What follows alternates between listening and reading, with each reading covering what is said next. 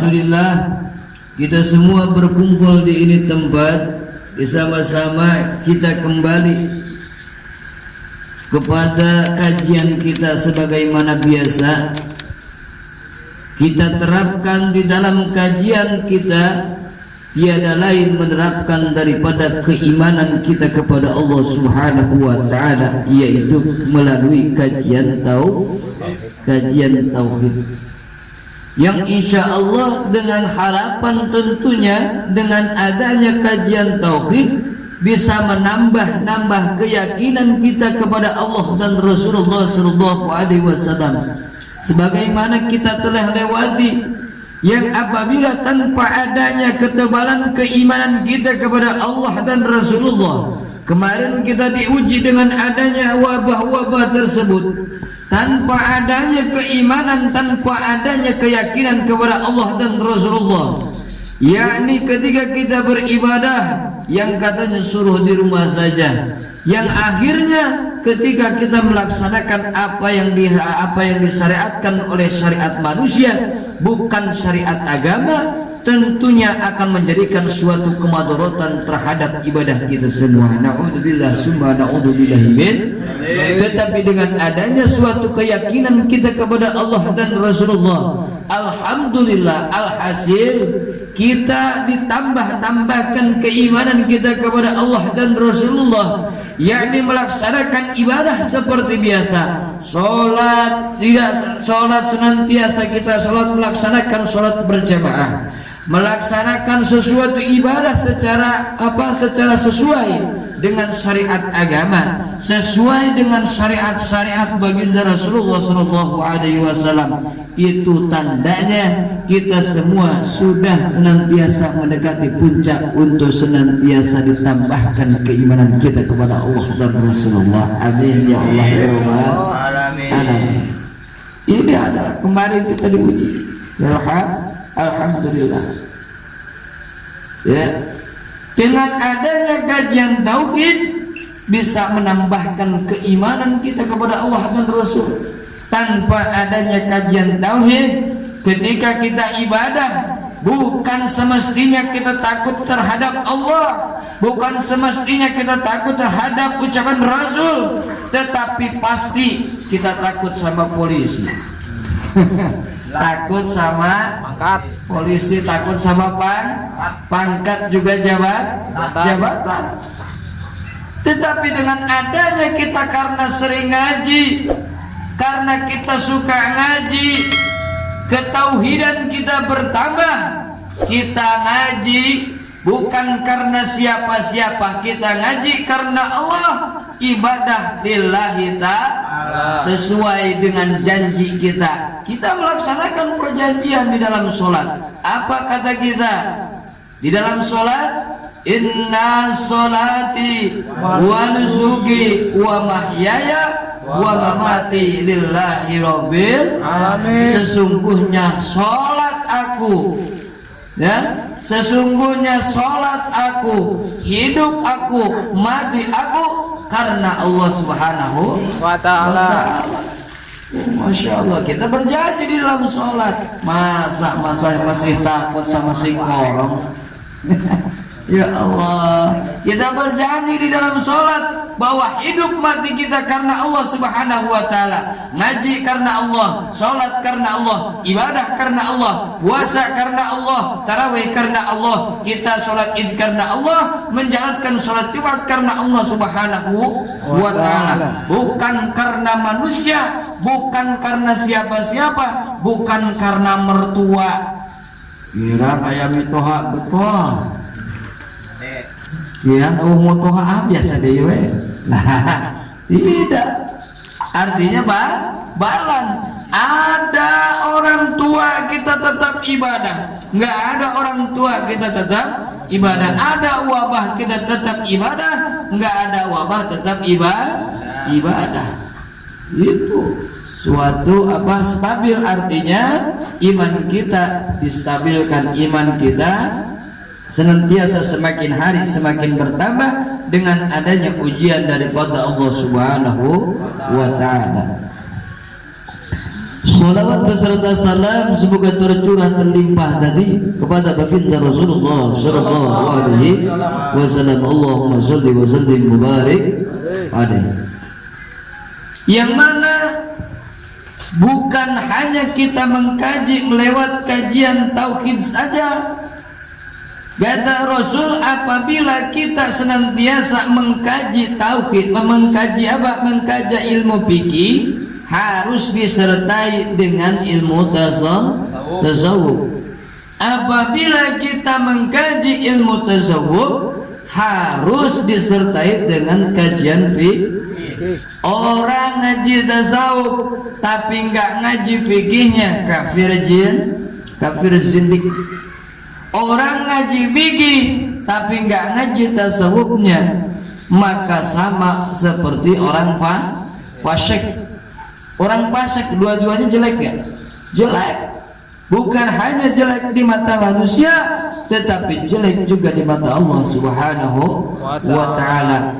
Perjalanan yang tanpa disertai dengan ketiga tersebut, ketika kita tidak melaksanakan daripada kajian tauhid, ya sesungguhnya ketika kita melaksanakan sholat, kita belum mengenal Allah, maka di dalam ibadah kita akan ngambang, di dalam ibadah kita akan penuh keraguan-raguan. Yang artinya apa? Ketika kita tidak mengkaji ketauhidan kita kepada Allah dan Rasulullah, maka seyogianya yang apabila terjadi seperti adanya kejadian kemarin, maka kita bukan melihat Allahnya yang menciptakan sesuatu, tetapi melihat makhluknya, bukan melihat Allah.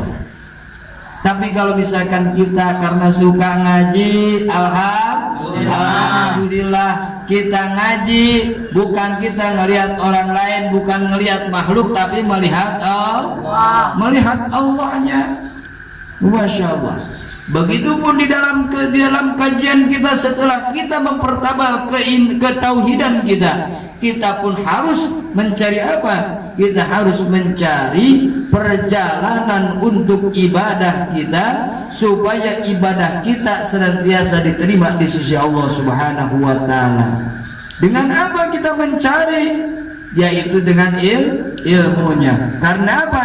Karena sesuatu amal ibadah yang tanpa disertai dengan ilmunya, maka akan sia-sia. Sholat, zakat, puasa, berhaji tanpa dengan ilmunya, batal akan ibadahnya. Batal.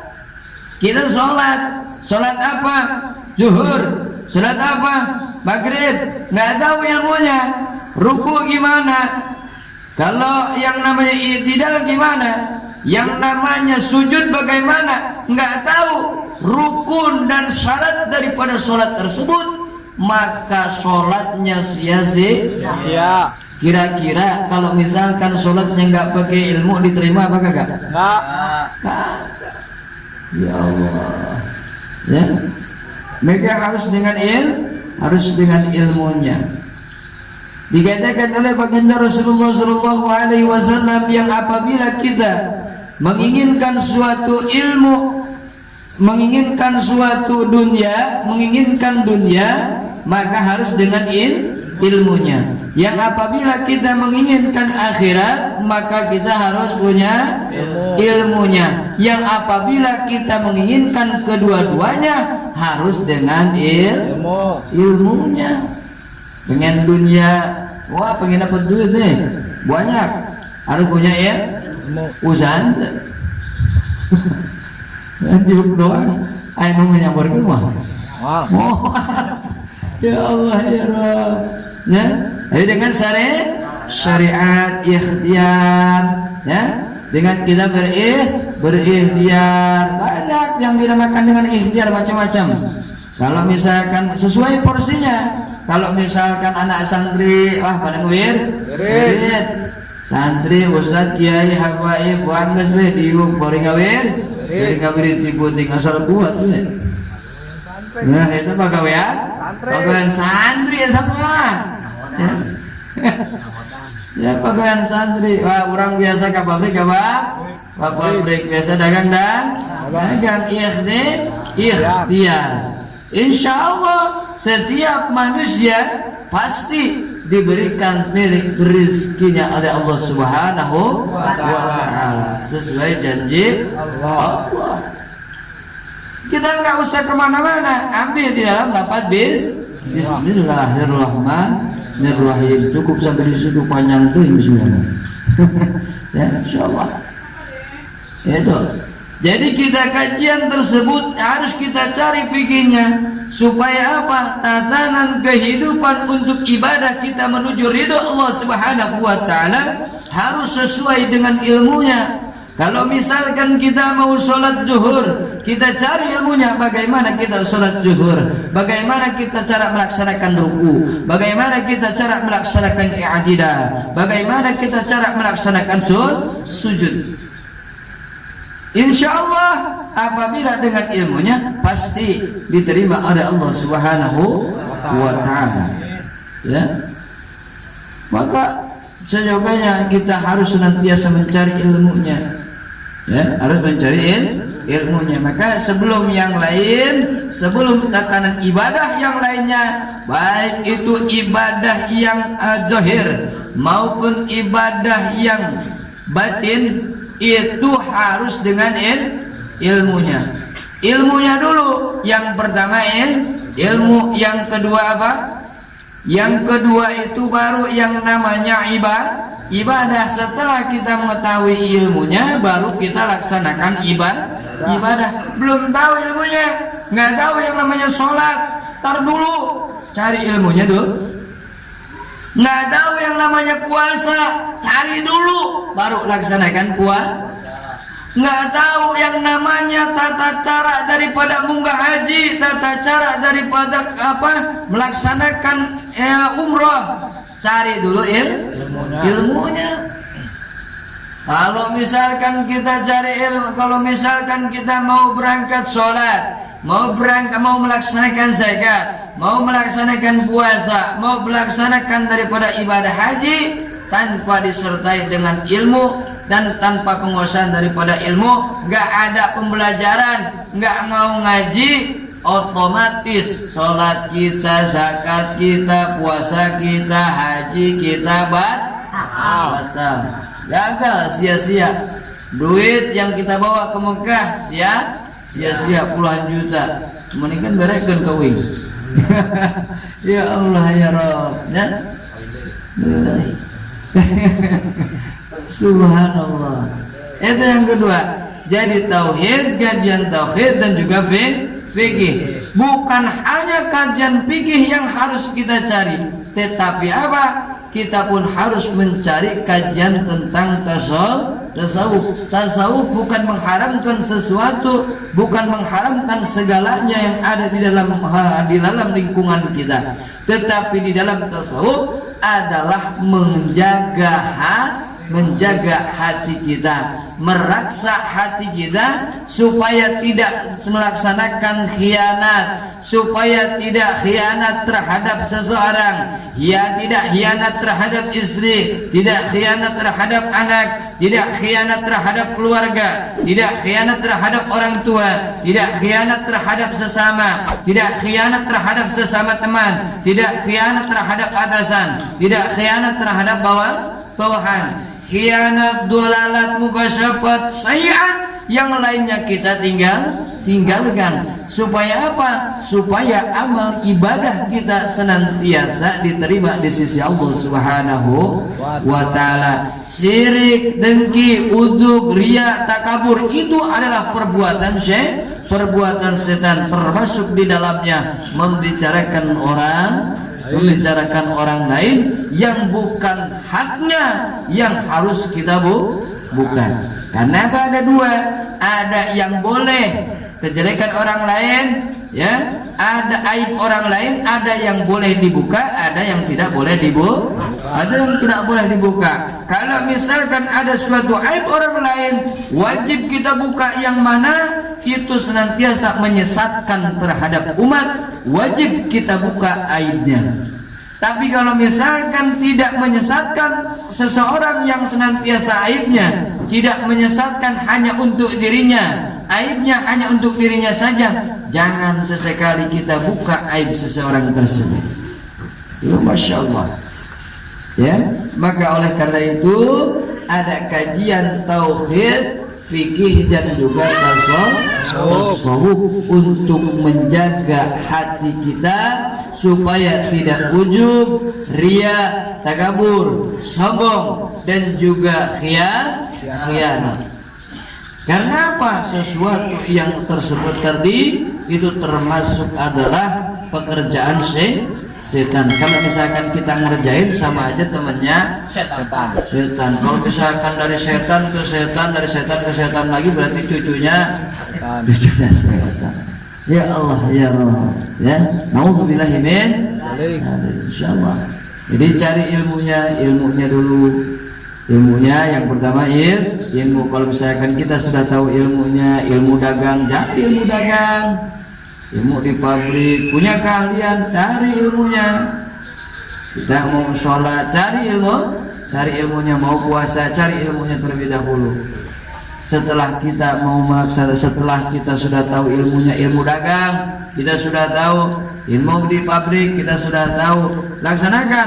Melamar ke pegawai. Kita sudah tahu ilmunya dagang, kita berdagang. Seperti siapa? Kanjeng Rasulullah sallallahu alaihi wasallam. Ya, Rasulullah sallallahu alaihi wasallam belajar berdagang melalui siapa? Melalui pamannya Sayyidina Abi Thalib. Masya Allah, dikasih dikasih pelajarannya oleh Sayyidina Abi Thalib radhiyallahu anhu. Masya Allah, ya. Jadi pedagang. Kalau misalkan kita sudah tahu ilmunya tentang sholat, maka kerjakanlah sholat, ibadah, baru ibadah. Sholatnya, zakatnya, puasanya, berhajinya laksanakan. Kalau misalkan sudah ibadah, baru insya Allah pasti Allah Subhanahu wa Ta'ala memberikan terhadap orang. Wa man yattaqillaha yaj'al lahu makhrajan wa yarzuqhu min haitsu la yahtasib. Allah berjanji di dalam Al-Qur'an, barang siapa yang senantiasa bertakwa kepada Allah Subhanahu wa Ta'ala, bertawakal, berpasrah diri terhadap Allah Subhanahu wa Ta'ala, wa man yattaqillaha yaj'al lahu makhrajan min haitsu la yahtasib, Allah akan senantiasa memberikan dirinya rizki yang tidak disangka.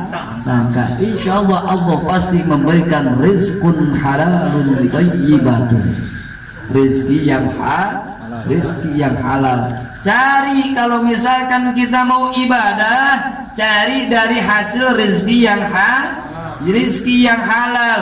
Pakaian kita, baju kita dari hasil halal, sorban kita dari hasil halal, sarung kita dari hasil halal, peci kita dari hasil halal. Insya Allah ibadah kita akan senantiasa diterima di sisi Allah Subhanahu wa Ta'ala, karena semuanya dari hasil yang halal.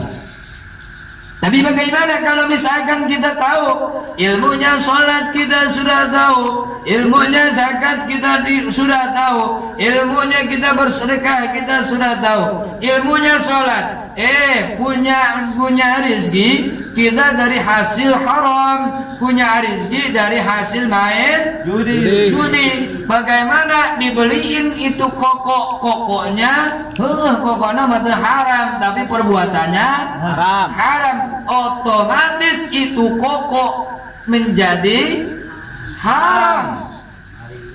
Ya, kokok tersebut tidak pantas kita pakai untuk ibadah selamanya. Apabila itu kokok kita masih pakai untuk ibadah tanpa ada sesuatu pun, kita nggak menyadari bahwa itu termasuk di dalamnya adalah suatu pengharaman, maka sholat kita selamanya tidak sah. Mau diterima beci menang empat, Ibadah kudu menang, kudu apa? Harus mencari ridho, dulu. Itu masya Allah. Ya. Jadi sesuatu yang berkenaan dengan ibadah harus sesuai dengan rezeki yang halal. Harus dari hasil rezeki yang halal. Minuman, pakaian, makanan harus dari hasil yang halal. Masya Allah. Ya. Insya Allah. Jadi rezeki yang halal itu yang kita makan dengan sehat walafiat. Ini afiat. Setelah diberikan rezeki yang halal, setelah kita mencari rezeki yang halal, dan kita pasti akan diberikan rezeki yang halal karena kita sudah senantiasa beribadah dan juga pasrah diri terhadap Allah Subhanahu wa taala. Lalu yang keempat apa? Cari olehmu yaitu sabar. Sabar di dalam apa? Sabar di dalam suatu ujian. Sabar di dalam suatu ujian, daripada suatu ujian yang Allah terapkan di dalamnya adalah hukum-hukum Allah, yang Allah terapkan di dalam diri Rasulullah Shallallahu Alaihi Wasallam, sunnatullah.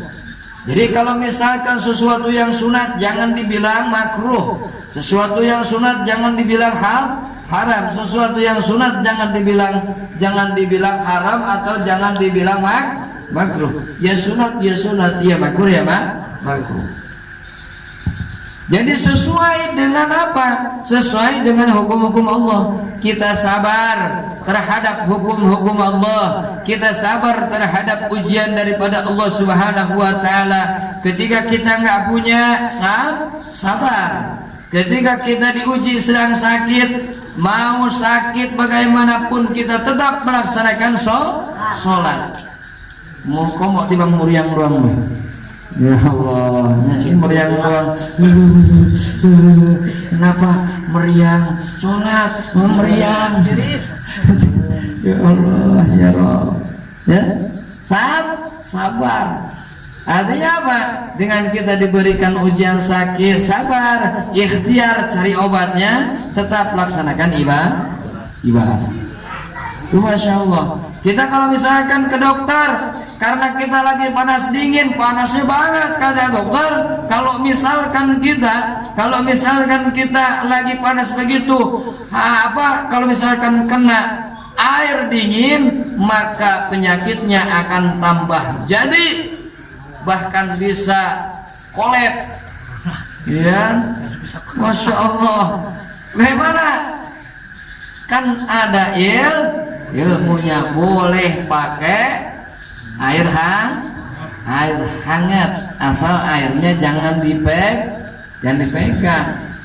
Itu masya Allah, boleh pakai air hangat supaya penyakit kita tidak menjadi jadi. Al ibadah itu kajian fikihnya dapat, kajian tasawufnya dapat, masya Allah. Jadi dijaga, diraksa. Subhanallah. Dan juga setelah kita senantiasa bersabar di dalam hukum-hukum Allah, ketika kita mendapatkan suatu ujian daripada Allah Subhanahu wa taala, maka kata Allah, engkau sudah mencari ilmu, engkau sudah ibadah, engkau sudah mencari rezeki yang halal, engkau sudah bersabar, maka wajib terhadap dirimu yaitu syukur. Bersyukur terhadap nikmat yang Allah berikan terhadap kita. Kalau misalkan kita sudah dikasih nikmat, wajar dong kita ibadah. Kita sudah dikasih nikmat sama Allah, dikasih melek, dikasih berkedip, dikasih berjalan sama Allah, itu nikmat. Dikasih nikmat makan, dikasih nikmat minum, itu nikmat. Wajar dong kalau kata Allah harus mau melaksanakan ibadah. Kata Allah sholat, wajib kita melaksanakan sholat. Wajar kalau misalkan kita kata Allah disuruh untuk melaksanakan ibadah, karena sesuatu yang ada di dalam tubuh kita semua adalah nikmat yang Allah berikan terhadap kita. bukan hanya kenikmatan di dalam tubuh kita, tetapi sesuatu yang datang terhadap kita itu adalah nikmat. Kita di rumah nggak bisa berbicara, kita di rumah nggak bisa ketawa.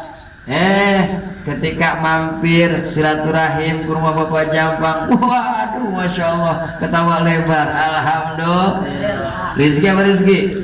Rizki, masya Allah. Itu adalah nikmat Allah Subhanahu Wa Taala. Jangan lupa kalian bersyukur.